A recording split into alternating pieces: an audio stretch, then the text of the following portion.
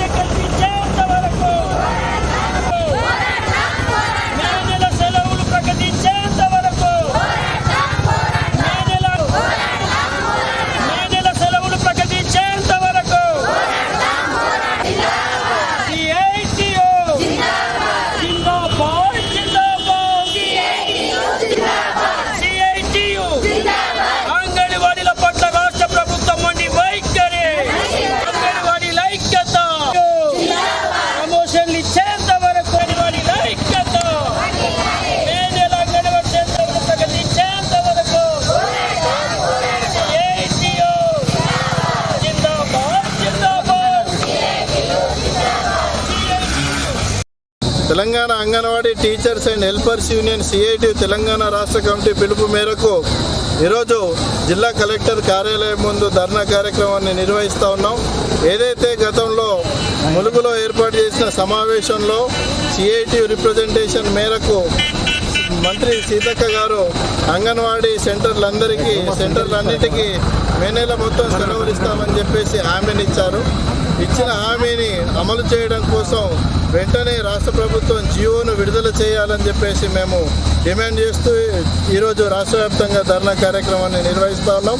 రాష్ట్ర ప్రభుత్వం గతంలో 15 రోజులు టీచర్కు 15 రోజులు హెల్పర్కి అని చెప్పేసి అందరితోటి పనులు చేయించుకున్న పరిస్థితి ఉన్నది. మరోవైపు ప్రభుత్వ పాఠశాలలేమో మూతబడి ఉంటున్నాయి. ఇక్కడి అంగన్వాడీ సెంటర్లకు వచ్చే వాళ్ళు కూడా పిల్లలు గర్భిణీ స్త్రీలు ఉంటున్నారు.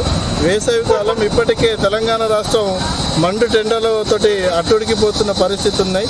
40 డిగ్రీలకు పైగా ఎండలు ఉంటున్నాయి. కాబట్టి పిల్లలు గర్భిణీల ఆరోగ్యాలను దృష్టిలో పెట్టుకొని అంగన్వాడీ టీచర్స్ అండ్ హెల్పర్స్ యూనియన్గా మేము మే నెల మొత్తం సెలవులు ఇవ్వాలని చెప్పేసి రాష్ట్ర ప్రభుత్వాన్ని కోరుతా ఉన్నాం. మరోవైపు కర్ణాటకలో ఉన్న కాంగ్రెస్ ప్రభుత్వం ఇప్పటికే వేసవి సెలవులకు సంబంధించి సర్క్యులర్లను జియోను విడుదల చేసింది.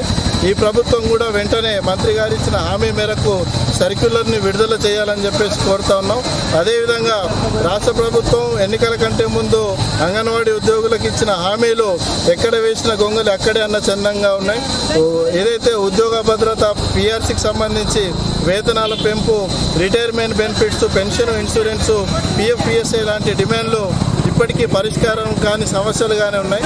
కాబట్టి వెంటనే రాష్ట్ర ప్రభుత్వం అంగన్వాడీ ఉద్యోగుల సమస్యలపైన దృష్టి సారించి సమస్యల పరిష్కారం కోసం చొరవ చూపాలని, మే నెలకు సంబంధించిన సెలవులకు సంబంధించిన సర్క్యులర్ని వెంటనే విడుదల చేయాలని చెప్పేసి మేము డిమాండ్ చేస్తా ఉన్నాం.